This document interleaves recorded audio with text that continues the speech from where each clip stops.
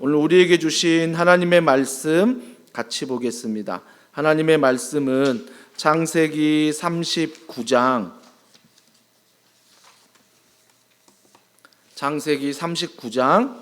19절부터 23절 말씀을 한 절씩 교독하겠습니다. 창세기 39장 우리 19절부터 23절, 제가 가진 성경 우리 구약 성경 60면에 나와 있습니다. 그의 주인이 자기 아내가 자기에게 이르기를 당신의 종이 내게 이같이 행하였다 하는 말을 듣고 심히 노한지라. 이에 요셉의 주인이 그를 잡아 옥에 가두니 그 옥은 왕의 제수를 가두는 곳이었더라. 요셉이 옥에 갇혔으나 여호와께서 요셉과 함께 하시고 그에게 인자를 더하사 간수장에게 은혜를 받게 하시매 간수장이 옥중 제수를 다 요셉의 손에 맡김으로 그 재반 사물을 요셉이 처리하고, 다 같이요.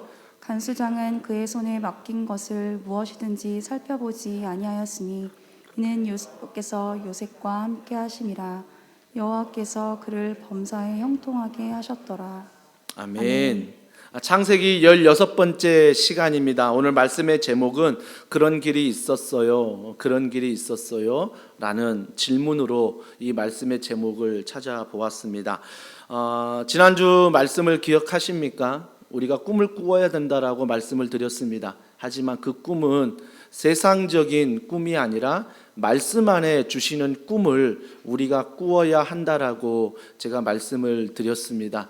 요셉도 마찬가지지만 저 또한 좋아하는 말씀을 가지고 큰 꿈을 꾸어봅니다. 고린도전서 16장 13절과 14절 말씀, 깨어 믿음에 굳게 서서 남자답게 강건하라. 14절이 저에게 더 주는 은혜입니다. 그러므로 서로 사랑하라 라고 말씀하신 이 말씀이 제 평생에 목회의 큰 그림을 그리는 귀한 말씀이기도 합니다. 제가 이 말씀을 늘 묵상하면서 맞아, 깨어 있어야 돼.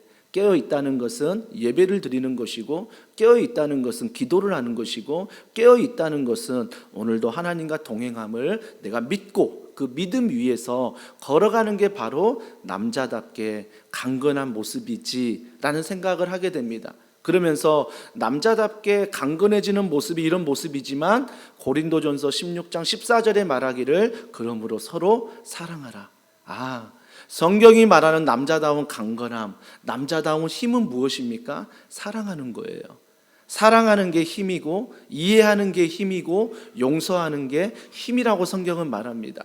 제 평생에 이 말씀을 제 마음속에 간직하면서 저는 이 더원사랑의 교회 안에서 이 말씀의 꿈을 꿔보는 거예요. 물론 가르치고 치유하고 전파하는 마태복음의 말씀도 꿈이지만 이 고린도전서 말씀을 통해서 이런 교회, 내 자신, 이러한 꿈을 꾸게 된다라는 것입니다. 하지만 매일매일 우리가 가정 예배와 또 매일 바른 또 만남이 끝나고 이제 가정으로 이어지고 퐁당을 통해서 많은 말씀을 들으면서 매일매일 또 그 안에서 말씀의 꿈을 꿔봅니다. 맞아, 내가 오늘 하루도 이렇게 살아야지. 맞아, 오늘 하루도 내가 이러한 말씀의 꿈을 가지고 살아야지. 바로 지난주 말씀이 세상의 꿈이 아닌 이런 하나님의 말씀이 내 안에 꿈이 되어서 우리가 살아가자라고 말씀을 드렸습니다.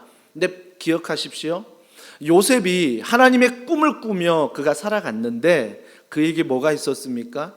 축복만 있는 거 아닙니다. 물론 하나님의 축복 가운데 국무총리가 되고 그 안에서 마지막 가나안 땅에 묻히는 축복을 받았지만 그가 그 말씀의 꿈을 꾸면서 대가를 철저히 지불했다는 것입니다. 형들에게 미움을 받았습니다. 기억하십니까? 아버지 또한 편애하는 사랑을 했습니다. 그 아들 요셉에게만 채색 옷을 입혔습니다. 하지만 이 편애하는 사랑이 아버지의 잘못일 수 있겠지만 아버지 입장에서 보면 믿음의 가문을 이제 일으켜야 되는데 요셉만큼 말씀에 관심이 있는 사람이 없었습니다. 요셉만큼 기도에 관심 있는 아들이 없었습니다. 요셉만큼 하나님에 대해서 관심을 갖는 아들들이 없었습니다. 그렇기 때문에 아버지의 편애하는 사랑이 본문을 통해 보이지만 아버지의 편애하는 사랑은 철저히 하나님의 말씀을 사랑하고 하나님대로 순종하는 그 요셉을 향해서 우리에게 12명의 아들이 있지만 우리 가문의 상속자는 하나님을 사랑하는, 하나님 말씀의 꿈을 꾸는, 그 말씀에 순종하는 요셉 너다라는 의미로 그에게 채색 옷을 입혔다는 것입니다. 그 채색 옷은 무엇입니까? 그 가문의 장자라는 뜻입니다. 그 가문을 이어받을 자란 뜻이에요. 그렇기 때문에 우리가 이 요셉이 하나님 안에서 꿈을 꾸고 그 꿈을 향해 걸어갈 때 이 꿈에 대한 대가를 지불하는데 형들로 미움을 받죠. 조금 전에 대표 기도를 통해서 교회가 무엇보다 핍박받는 시대라고 했습니다. 근데 엄밀히 따져보면요, 교회가 핍박받지 않는 날은 없었습니다. 교회는 항상 핍박을 받아왔습니다. 근데 그 핍박 안에서도 하나님의 꿈을 가지고 믿음을 가지고 살아가는 신앙의 선배들이 있었기에 이 교회가 복음적으로 말씀 안에 성장할 수 있었던 것입니다. 요셉도 마찬가지입니다. 하나님의 꿈을 가지고 있다고 해서 갑자기 국무총리가 된 거 아닙니다. 갑자기 자기가 생각하는 가나안 땅에 들어가는 거 아니었습니다. 하나님의 꿈을 가졌지만 그는 철저히 형제들로부터 뭐예요? 미움을 당했습니다. 미움을 당했어요. 구덩이에 빠지게 되고요, 죽임을 당할 정도로 위기를 받았습니다. 하지만 하나님께서 형제들을 통해서 그를 종으로 팔게 하시고, 종으로 파는데도 그 살림을 맡았는데, 그 살림을 맡았음에도 불구하고 보디발의 아내가 또 성적인 유혹을 통해서 오해를 받아 그가 감옥에 갇히게 됩니다. 여러분 보십시오. 요셉이 하나님의 꿈을 꿨습니다. 성경은 그의 대가에 대해서 분명히 말합니다. 미움을 받고 팔리고 또한 억울하게 오해를 받아 감옥에 갇히게 된다는 것입니다. 이러한 대가가 반드시 하나님의 꿈을 꾸는 사람들에게 있다라는 것입니다. 여러분 기억하십시오. 그래서 어떤 고난이 우리에게 고난이 아니라 하나님의 꿈을 이루기 위한 방법이라는 것입니다. 그래서 성경은 종종 고난은 축복이 된다는 것은 이 고난을 통해서 하나님이 나와 동행함을 내가 확인하게 되고 하나님과 함께함을 내가 확인하기 때문에 이 고난이 나에게 축복이 되고 이 고난이 나에게 하나님의 꿈을 더 붙잡게 하는 귀한 도구가 된다는 것입니다. 오늘 이 본문 가운데 하나님의 꿈을 가진 요셉이지만 오늘 또 하나의 시험을 만나게 됩니다. 그 시험이 뭐냐면 보디발의 아내, 성적인 유혹을 받게 된다는 것입니다. 자, 이 꿈을 위한 대가를 지불하는데 이러한 시험을 받잖아요. 그러면 우리 또한 하나님의 꿈을 가지고 있는데 동일하게 시험을 받습니다. 동일하게 고난을 당합니다. 그러면 어떻게 이 고난 앞에서 하나님의 꿈에 대한 대가를 잘 지불하고 내 믿음이 성장할 수 있을까? 그 첫 번째가 바로 나의 축복이 시험이 될 수 있으며 나의 고난이 축복이 될 수 있다는 믿음이 있어야 됩니다.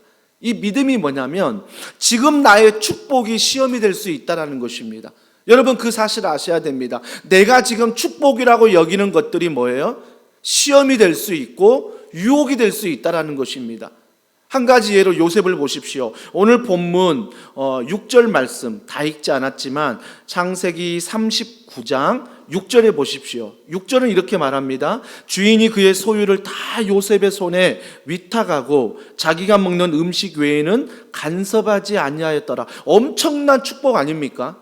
요셉이 노예로 팔려가 종으로 팔려갔는데 그곳에서도 정말 하나님 앞에서 살아가는, 하나님과 동행하는 꿈을 가지고 살기 때문에 거기에 있는 보디발이 정말 그를 신뢰하면서 가정에 뭐예요? 모든 것을 맡겨버립니다. 모든 것을 맡겨요. 중요한 건 6절입니다. 그의 장점이 무엇입니까? 요셉은 용모가 빼어나고 아름다웠더라. 요셉은 뭐라고요? 용모가 빼어나고 아름다웠더라. 여러분 여기에서 용모가 빼어나고 아름다웠다, 즉 아름다움이란 단어가 두 번에 강조되어서 성경을 사용합니다. 성경 전체를 보면요, 이렇게 한 절에 두 번씩이나 아름다웠다는 단어를 쓰는 구절들은 거의 볼 수 없습니다.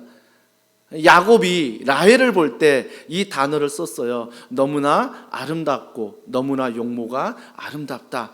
이걸 2번 반복해서 야곱이 라헬을 통해서만 썼지 성경에 어디에도 한 절에 이번 2번의 강조가 나오지 않습니다. 그만큼 요셉이 뭐예요? 아름다웠다는 것입니다. 용모가 빼어났다는 것입니다. 아마 남자로 보면 외모도 뛰어났겠지요. 아마 자기의 키나 모든 것들이 남들이 보기에도 호감형인 것 같습니다. 이게 뭐예요? 요셉의 장점입니다. 하나님이 주신 거잖아요. 이건 축복이라고요. 축복. 자, 여러분들 한번 생각해 보십시오. 여러분들에게만 준 하나님의 축복이 무엇입니까? 아마 지금 짧은 시간이지만 묵상해 보면 나에게만 주신 하나님의 축복은 바로 이것이야 라고 생각하는 분들이 많이 있을 것입니다. 저는 지금 현재를 보면 하나님이 저에게 주는 축복이 뭐냐면 말이에요. 정말 제가 말이 어눌하고 누구 앞에서 말을 하지 못하는 내성적인 그런 사람이었지만 하나님이 저를 이 자리에 세우려고 정말 지금까지 저에게 많은 은혜를 베풀어 주신 것은 말입니다. 말에 대해서 은혜를 주셨어요. 그래서 저는 정말 기적 중에 기적이 저 말이라고 생각합니다. 그래서 저는 말에 대해서 하나님이 이렇게 나에게 은사를 주셨구나 생각하고 살아가는데, 그래서 신방하면서 지난주 아내와 함께 어느 한 가족을 3가족 신방하는데 아내도 그 얘기를 하는 거예요. 당신은 말에 있어서 누구에게 상처를 주거나 아픔을 주지 않는다. 말에 대해서 세우는 은사가 있다. 마스크를 가리고 있어. 제가 옆에 표정을 몰라가지고. 하여튼 그런 은사가 있대. 눈치가 또 빠르다는 거예요. 하여튼 그런 은사가 있다라고 해서 내가 은사인가 보다. 하나님 내게 준 축복이다. 이렇게 생각했는데 얼마 지나지 않았어요. 그 다음날 신방을 마치고 수요 예배 드리고 클로버 우리 집사님들이 모여서 여기서 비누를 만들어서 여자분들에게 또 이렇게 나눠준다고 하더라고요. 그 비누를 만드는 과정에 한 집사님을 만났는데 그 집사님이 저에게 그러는 거예요. 목사님, 저희가 만든 비누 중에 가장 좋은 것을 목사님에게 보냈어요. 마음이 고맙잖아요. 근데 너무 마음이 고마웠는데 제 말은 실수한 거예요. 그게 가장 아름다운 거였어요? 제가 이렇게 얘기한 거예요. 그러니까 그분이 그걸 듣고 나는 가장 아름답다라고 드린 건데 목사님의 반응은 뭐예요? 그게 가장 아름다운 거였어가 뭔가 오해하는 말투. 그때 제가 깨닫는 게 뭐였냐면 이 본문을 하루 종일 한 주간 묵상하면서 나는 말에 대해서 축복이라고 생각했는데, 나는 말에 대해서 하나님의 은사라고 생각했는데 이 말이 또 시험이 될 수 있구나. 이 말이 누군가에게 상처가 될 수 있구나. 그렇기 때문에 사랑하는 성도 여러분, 하나님이 주신 축복이 나에게 있습니다. 하지만 그 축복이 때로는 시험이 될 수 있다라는 것입니다. 요셉의 용모가 빼어나고 아름답다. 하나님이 주신 놀라운 축복이었지만 이 축복이 뭐예요? 한 여인에게 유혹을 받는 그런 시험으로도 사용될 수 있다라는 것입니다. 반대로 어떤 고난이 있습니다. 정말 나에게는 은사가 없는 것 같고 축복이 없는 것 같아요. 사방을 둘러봐도 온통 어두운 뿐이 축복이 없는 것 같아요. 근데 그 상황 속에서 특별한 하나님의 고난이 축복일 수 있다라고 성경은 말하고 있습니다. 요셉을 보십시오. 오늘 본문 전체를 보지 않았지만 오늘 본문 속에서 감옥에 갇혀 있습니다. 감옥에 갇혀 있는데 이것만 해도 마음이 좀 아픈데 어떻게 감옥에 갇혔습니까? 오해를 받아 감옥에 갇혀 있잖아요. 얼마나 더 억울하겠습니까? 감옥에 갇혀 있는데 그 왕의 관원들이 있는 감옥이었습니다. 관원들과 함께 이야기 나누다가 한 관원이 꿈을 꾸자 그 꿈을 해석했습니다. 근데 그 꿈을 해석한 대로 그 관원이 감옥에서 나갑니다. 그때 요셉이 부탁한 건 뭐예요? 나를 잊지 마라. 내가 너 꿈 해석해 줬지? 절대 나가면 나 잊지 마. 근데 그 사람이 어떻습니까? 철저히 잊어버립니다. 감옥에 있는 시간이 요셉에게는 굉장히 고난의 시간이었습니다. 하지만 여러분 말씀을 잘 묵상해 보면 그 감옥에 있으면서 요셉이 늘 고백했던 건 무엇입니까? 하나님과 동행했다라고 말합니다. 하나님이 함께 하셨다라고 말합니다. 그렇다면 우리가 이 본문을 통해서 알 수 있는 것은 고난이 하나님과 함께 할 수 있는, 하나님과 동행할 수 있는 축복이 될 수 있다라는 것입니다. 그렇기 때문에 그 감옥에서 정말 고난이지만 21절에 간수장에게 놀라운 은혜를 그가 입잖아요. 모든 것들을 다 맡기잖아요. 요셉에게 모든 것을. 그렇기 때문에 사랑하는 성도 여러분, 하나님의 꿈을 꾸고 우리가 대가를 지불하는데, 하나님의 꿈을 가지고 대가를 지불할 때 여러분의 축복이 시험이 될 수 있고요, 여러분의 시험, 그 고난이 축복이 될 수 있다라는 것입니다. 우리가 이 사실을 분명히 기억해야 된다라는 것입니다. 그렇다면 우리가 한 가지 질문해야 될 건 무엇이냐면, 고난 가운데 축복이라고 말씀하셨는데, 고난 가운데 우리가 자꾸 묵상하는 건 무엇입니까? 강하신 하나님이 아니에요. 고난 가운데 내가 묵상하는 것은 강하신 하나님이 아니라 약한 나를 묵상합니다. 왜 내가 그랬을까? 왜 내가 이런 실수를 했을까? 왜 나는 이거밖에 안 될까? 왜 하나님은 나를 버리셨을까? 그러니까 고난에 있으면 자꾸 약한 나를 묵상하게 된다는 것입니다. 사랑하는 성도 여러분, 이런 고난 가운데 반드시 기억해야 될 것은 나의 약함을 인정하시라는 것입니다. 나의 실수, 나의 연약함을 하나님 앞에 있는 그대로 고백하셔야 됩니다. 그리고 우리가 해야 될 건 뭐예요? 강한 하나님을 붙드는 겁니다. 약한 나를 묵상하는 게 아니라 강하신 하나님을 묵상하는 것입니다. 요셉이 바로 그랬습니다. 요셉이 그 감옥에서 정말 약한 하나님이 나에게 꿈을 주셨는데 나를 이렇게 감옥에 가두셔? 자기만을 묵상하지 않았습니다. 그 간수장을 묵상하지 않았고 그 맡은 관원을 묵상하지 않았습니다. 그가 늘 묵상했던 것은 고난 가운데 하나님이 나와 함께 하시는, 나는 이런 약함 속에 있지만 강하신 하나님을 묵상했다라는 것입니다. 이것이 바로 고난 가운데 축복이라는 것입니다. 그렇다면 더 이상 연약함 가운데 머무르지 마십시오. 더 이상 고난 가운데 머물러 있지 마십시오. 그 고난이 주는 환경이지만 그 고난 가운데 나는 약한 나를 묵상하는 게 아니라 강하신 하나님의 꿈을 꾸며 그분을 묵상해야 한다라는 것입니다. 그 하나님이 여러분과 동행함을 믿고 하나님의 꿈을 꾸며 대가를 지불할 때 승리하는 우리 모든 더원 사랑의 교회 성도들이 되기를 주님의 이름으로 축복합니다. 또 한 가지는 우리가 하나님의 꿈을 위한 대가 지불에 있어서 하나님의 축복이 왜곡되지 않도록 해야 된다는 것입니다. 하나님이 분명히 축복을 주셨습니다. 하나님이 분명히 꿈을 주셨습니다. 그것이 뭐예요? 왜곡되지 않도록 지켜야 될 의무가 우리에게 있다는 것입니다. 하나님은 정말 꿈을 주셨는데 우리가 믿음이 없어서, 순종이 없어서 그 꿈을 왜곡시키면 안 된다는 것입니다. 우리가 반드시 알아야 될 것은 이 꿈 중에 왜곡되지 말라는 것은 하나님과 꿈에 대해서 생각해 볼 수 있습니다. 자, 사무엘상 15장 24절 다 같이 읽습니다. 시작. 사울이 사무엘에게 이르되 내가 범죄하였나이다. 내가 여호와의 명령과 당신의 말씀을 어긴 것은 내가 백성을 두려워하여 그들의 말을 청종하였음이니이다. 여러분 보십시오. 하나님과 꿈을 헷갈려 합니다. 여러분, 백성들이 왕이 없을 때 왕을 원했습니다. 사사기 시대 이후에 보이는 왕을 원했습니다. 그들에게 보이지 않는 왕은 계속 함께 있으셨습니다. 보이지 않는 왕은 하나님이셨습니다. 근데 그들은 보이는 왕을 원했습니다. 그래서 보이는 왕을 세워주셨는데 그게 사울 왕입니다.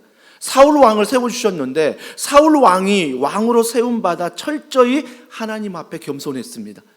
백성들의 말을 듣기보다 하나님의 말씀을 먼저 들었습니다. 백성들의 마음을 흡족하게 하기보다 하나님의 마음을 먼저 흡족하게 했습니다. 이게 바로 사울 왕이었습니다. 근데 그의 꿈이 점점 변하기 시작합니다.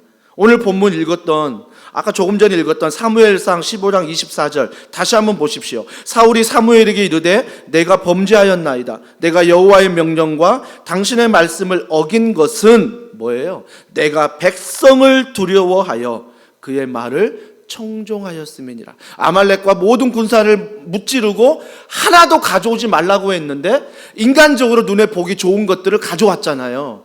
가져오면서 뭐라고 말했어요? 하나님은 가져오지 말랬지만 이 가져온 것들을 하나님이 좋아하고 백성들이 좋아할 것 같아서 가져왔다라고 말합니다.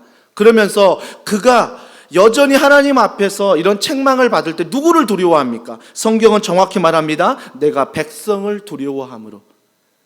사울이 처음에 왕으로 세워질 때는 하나님을 두려워했습니다.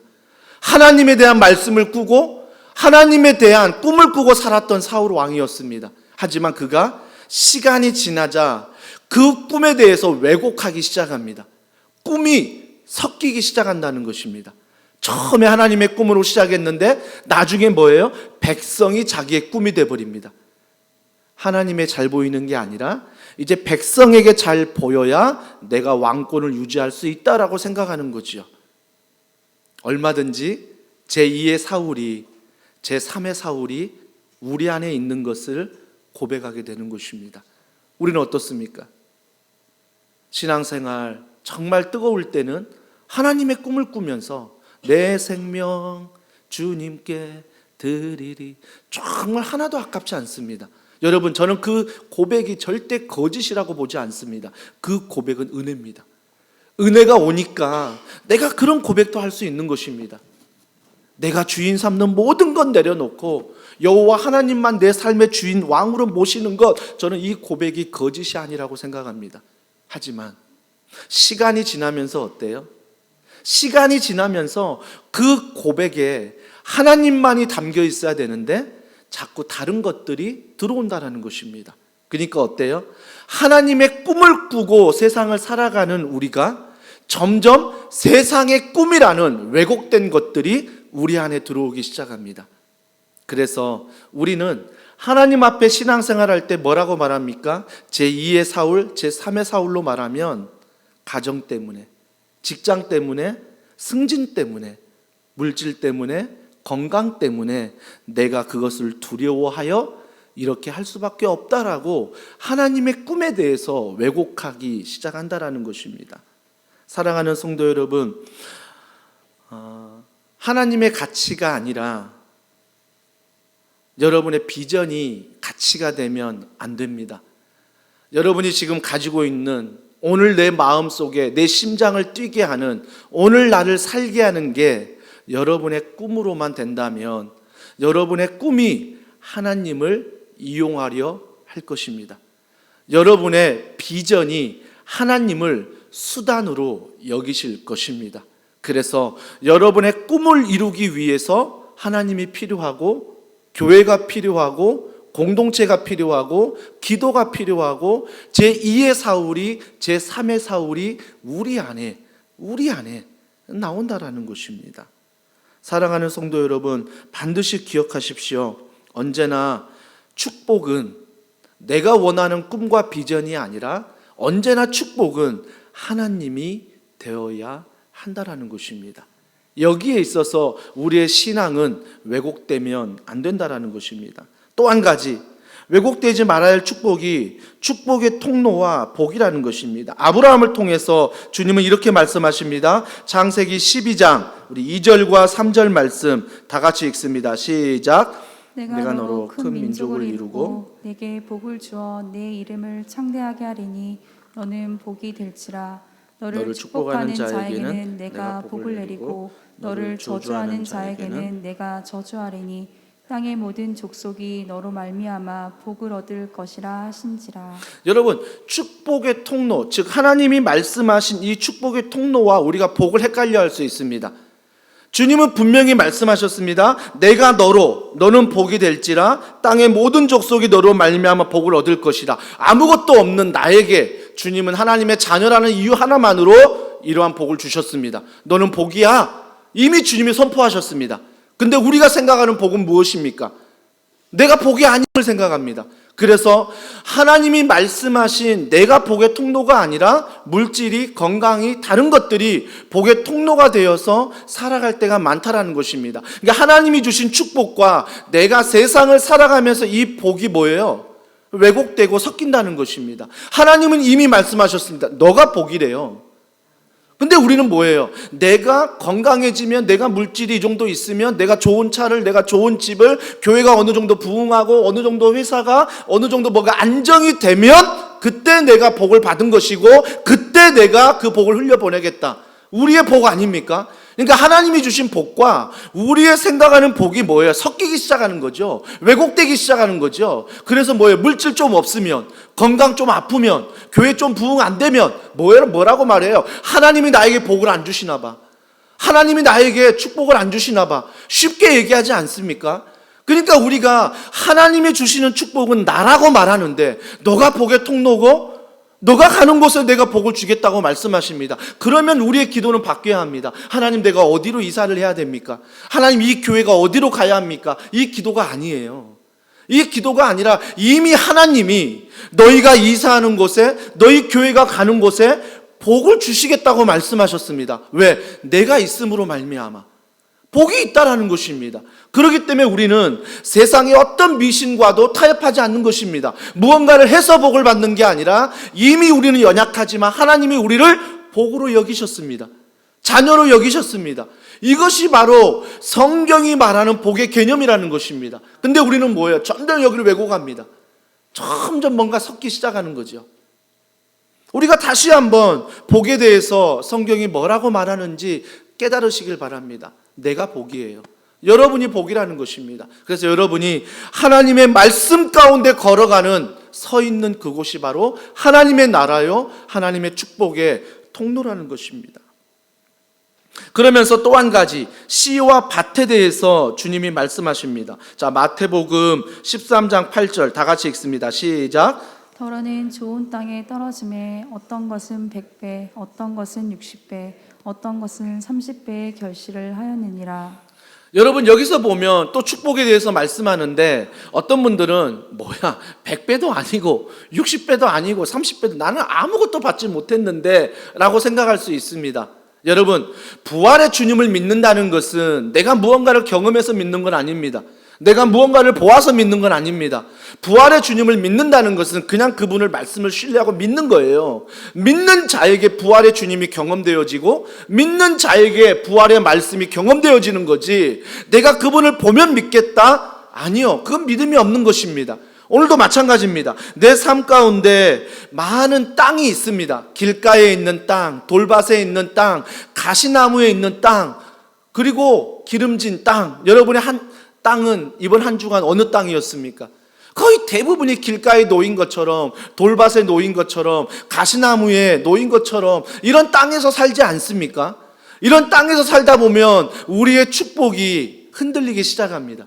왜 나에게 길가를, 왜 나에게 이런 돌밭을, 나에게 왜 이런 가시나무를, 그러면서 이 축복이 흔들리게 된다는 것입니다. 그래서 이 말씀이 흔들리는 거죠. 주님은 나에게 절대 30배, 60배, 100배 열매를 주지 않아.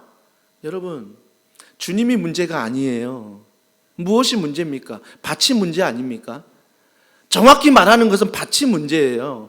씨는요, 문제가 아니라는 것입니다. 말씀의 씨는 누구에게나 뿌려집니다. 그러나 그 말씀을 받아들이는 내 자신의 밭이 길가냐, 돌밭이냐, 가시나무냐, 아니면 그런 어려운 환경이지만 하나님을 신뢰함으로 믿음으로 받아들이는 기름진 땅인가? 결국은 뭐예요? 내 밭이에요. 내 밭. 그래서 뭐예요?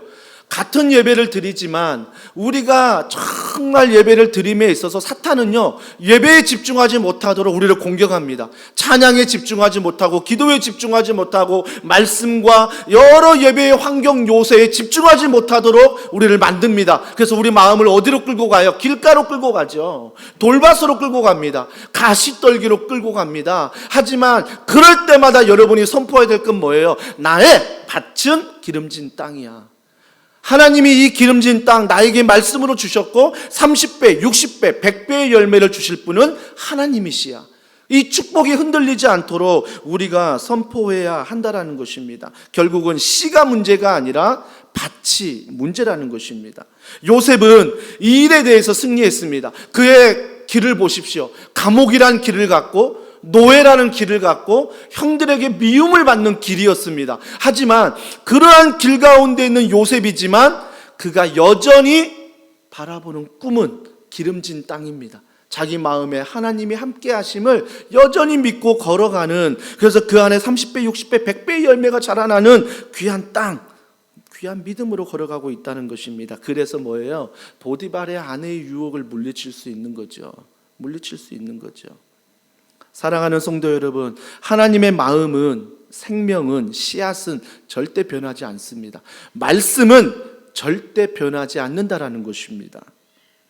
근데 이런 요셉 보면서 마음 상한 사람이 있어요. 그가 누구지요? 대적, 사탄, 마귀입니다.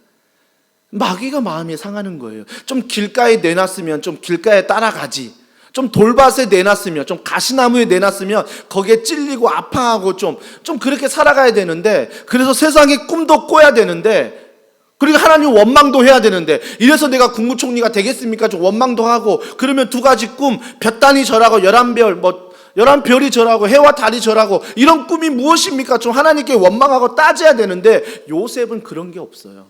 그런 게 없어요, 요셉은. 그래서 사단 마귀가 마음이 상한 거죠. 마음이 상한 것. 그래서 끊임없이 요셉을 공격하는데, 마지막 뭐로 공격해요? 성으로 공격하는 거예요. 성으로. 아름다운 여인을 통해서 공격하고 있다라는 것입니다. 여러분, 이 여인의 공격이 성경에 몇 번 나옵니다. 삼손 기억하십니까? 삼손이 하나님께 선택받은 백성이었지만 그가 뭐예요? 하나님보다 여인을 더 사랑하고 신뢰함으로 그가 실패하는 그 인생의 모습을 보게 됩니다. 물론 마지막에 회개하고 돌아왔지만 그 인생 가운데 무언가 실패하는 인생처럼 보여진다라는 것입니다. 보여진다라는 거죠. 사랑하는 성도 여러분, 저는 보디발의 아내를 보면서 한 성경의 말씀이 떠올랐습니다. 그것이 바로 요한계시록 17장 2절인데요. 이 보디발의 아내를 통해서 깨닫는 건 뭐냐면, 자, 요한계시록 17장 2절 다 같이 읽습니다. 시작. 땅의 임금들도 그와 더불어 음행하였고 땅에 사는 자들도 그 음행의 포도주에 취하였다 하고, 계시록 16장 17장에 보면요, 하나님의 나라에 대해서 얘기하거든요. 아름다운 나라. 근데 그 하나님의 아름다운 나라를 갖지 못하도록 누가 있다고요? 음행과 포도주에 취하는 음행이 있다라고 성경은 강조합니다. 이 보디발의 아내가 지금 이 음녀와 똑같은 거죠. 무언가 포도주에 취하게 만들고 무언가 대적 마귀의 그 꼬임에 넘어가도록 만든다는 것입니다. 그럴 때 보세요. 그가 또 어떻게 행동하냐면, 자, 계시록 17장 6절입니다. 다 같이 읽습니다. 또 내가 보매 이 여자가 성도들의 피와 예수의 증인들의 피에 취한지라. 잘 보세요. 그 포도주를 취하게 하고 음행으로 막 유혹하는데 넘어오는 사람들도 있지만 넘어오지 않는 사람들이 있었습니다. 믿음을 지키는 사람들이 있었다고요. 근데 믿음을 지키는 사람들은 어떻게 했다고요? 오늘 요한계시록 17장 6절에 보니까 이 여자가 성도들의 피, 넘어오지 않으니까 성도들의 피와 예수의 증인들의 피에 취한지라. 뭐예요? 순교, 죽여버렸다는 것입니다. 이 음녀가, 이 사탄이 이런 일을 하고 있다는 것입니다. 자, 이런 일이 이때만 일어나는 게 아니라 여전히 우리 가운데도 일어납니다. 우리가 하나님의 꿈을 가지고 살아가는데 여전히 성적인 유혹뿐만 아니라 다른 것들이, 하나님의 꿈을 왜곡시키는 것들이 우리 안에 일어난다는 것입니다. 그러면 우리가 이럴 때 어떻게 해야 되느냐? 하나님의 축복이 흘러가려면 베드로전서 5장 8절과 9절, 자, 다 같이 읽습니다. 근신하라 깨어라, 너희 대적 마귀가 우는 사자같이 두루다니며 삼킬 자를 찾나니 너희는 믿음을 굳건하게 하여 그를 대적하라. 이는 세상에 있는 너희 형제들도 동일한 고난을 당하는 줄을 알미라. 여러분, 이러한 음행이, 이러한 하나님의 꿈에 뭔가 섞이는 그런 어떤 세상의 꿈이 찾아올 때 어떻게 하라고요? 믿음을 굳건하게 하여 그를 뭐 하라고요? 대적하라는 것입니다. 그냥 순종하지 말고 순응하지 말고 그 환경 앞에서 믿음을 가지고 대적하라 라고 말하고 있습니다. 싸우라는 것입니다. 하나님의 꿈을 가지고 나아가라는 것입니다. 믿음을 가지고. 얼마 전 한 드라마 부부의 세계를 아실 것입니다. 굉장한 인기가 있지 않았습니까? 아마 그런 인기가 있는 이유는 많은 가정들이 아마 그런 동일한 환경에 놓여 있어서 많은 사람들이 부부의 세계를 보면서 아마 공감했을 것 같습니다. 근데 그 중에 제가 한 가지 생각나는 장면이 있습니다. 차 안에서 딸의 남자친구를 보면서 엄마가 이런 얘기를 던집니다. 그 남자친구에게, 너희 무슨 사이니? 그러면서 뭐라고 말하면, 섹스는 했니? 앞으로 할 계획이니? 이런 질문을 서슴없이 자기 딸 있는 앞에 남자친구에게 던지고 있다라는 것입니다. 여러분, 이런 이야기를 할 때 제가 순결을 지켜라, 곧 있으면 5월 20일 성년의 날도 오지 않습니까? 아직 저희 교회가 대학생들에게 성년식을 교회에서 해주지 못하는 마음의 안타까움은 있지만, 이런 이야기, 순결을 지켜야 된다 이야기하면 오늘날 젊은이들이 뭐라고 말할까요? 만약 부부의 세계에 환호했던 사람들은 꼰대라고 말할 것입니다. 그까지 순결이 뭐라고, 그까지 내가 지키는 게 뭐라고 라고 이야기할 수 있습니다. 결혼 주례를 하다 보면 가끔씩 그 주례 가운데 서로 존중하고 사랑하고 말씀 안에 살아가라는 이 권면을 많은 사람들이 받지 않을 때가 있고요, 웃을 때가 있다라는 것입니다. 여러분, 우리는 이러한 시대에 살아가고 있습니다. 그래서 계시록 아까 읽었던 17장 2절과 6절에 그런 사탄의 그런 유혹 앞에서 우리가 살아간다는 것입니다. 하지만 주님은 믿음을 굳건하게 하여 그를 대적하라. 여러분, 예배소서 6장인가요? 거기에 보면 유일하게 공격할 수 있는 무기가 뭐죠? 성령의 검이에요. 성령은 말씀입니다. 말씀으로 그들을 이길 수 있다고요. 말씀으로. 그러니까 우리가 말씀 안에 꿈이 없으면 다 무너지는 거예요. 다 무너지는 거죠. 특히 계시록 18장 4절과 5절에 이렇게 말씀하십니다. 다 같이 읽습니다. 시작. 또 내가 들으니 하늘로부터 다른 음성이 나서 이르되 내 백성아 거기서 나와 그의 죄에 참여하지 말고 그가 받을 재앙들을 받지 말라. 그의 죄는 하늘에 사무쳤으며 하나님은 그의 불의한 일을 기억하신지라. 하나님 뭐라고 말씀하세요? 내 백성아 거기서 나와. 내 백성아 거기서 나와. 요셉을 보십시오. 형들에게 미움을 받고 구덩이에 떨어지고 노예로 팔리고 감옥에 갇히고, 하나님은 뭐 하셨어요? 이 모든 상황에서 보면 하나님은 아무 일도 안 하시는 것 같습니다. 하나님은 뭐 하셨습니까? 여러분, 하나님은요, 요셉이 신실할 때도 함께 하셨고요, 요셉이 신실하지 않을 때도 함께 하셨습니다. 자, 23절에 보세요. 오늘 본문 읽었던 창세기 39장 23절에 이렇게 말합니다. 간수장은 그의 손에 맡긴 것을 무엇이든지 살펴보지 아니하였으니 이는 여호와께서 요셉과 함께 하심이라. 뒤에가 중요합니다. 여호와께서 그를 뭐예요? 범사에 형통하게 하셨더라. 범사는 무엇입니까?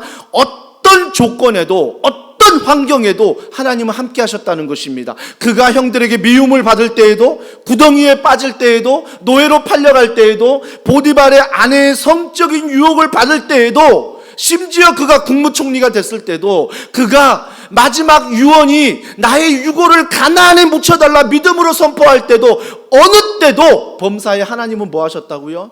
그와 함께 하셨다는 것입니다. 함께 하셨다는 것입니다.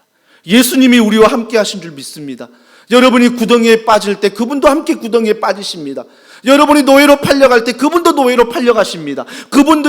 여러분이 성적인 유혹을 받을 때 그분도 그 유혹 앞에서 여러분과 함께 계시고요, 여러분이 국무총리가 됐을 때 예수님은 여러분과 함께 하십니다.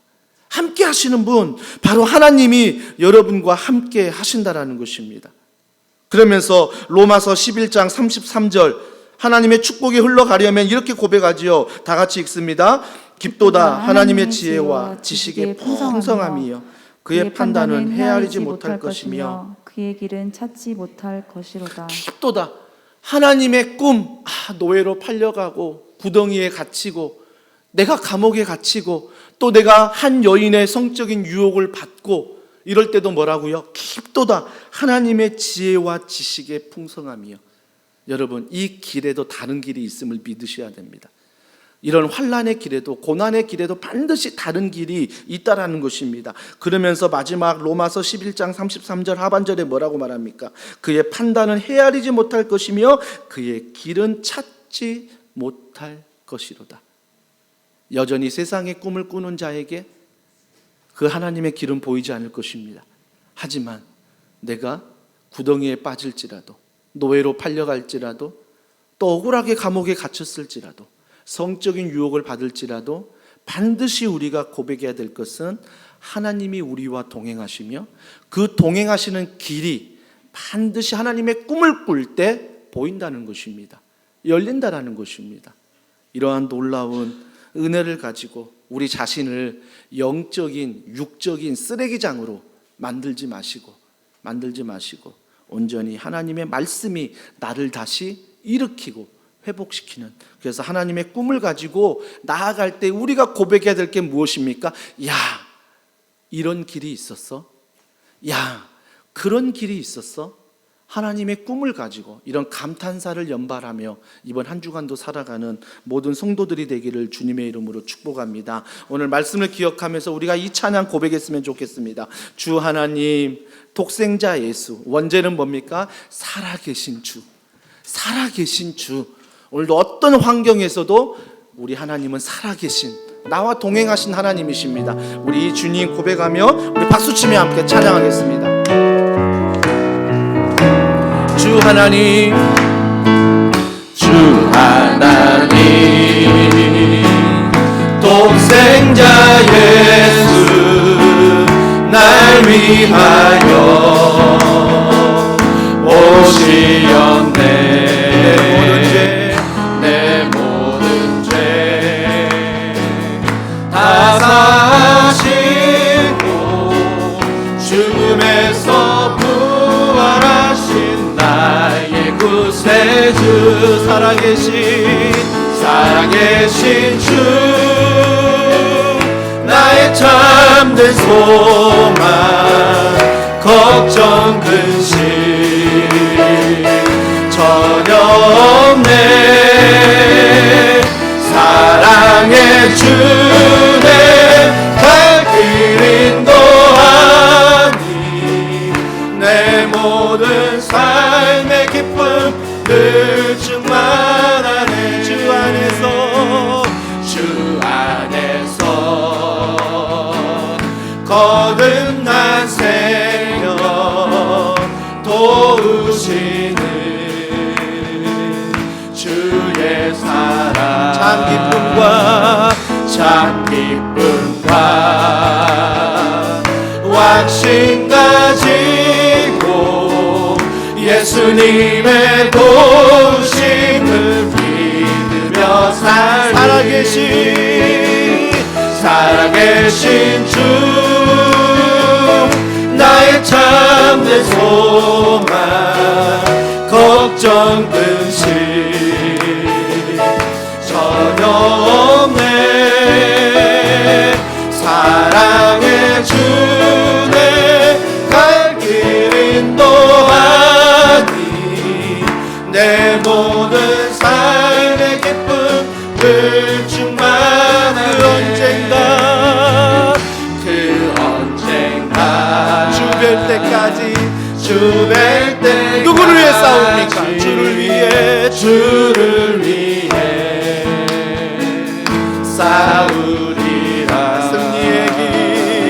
승리의 길 멀고 험해 누가 지켜주십니까? 주께서 나의 앞길 지켜주시니 믿음으로 고백합니다.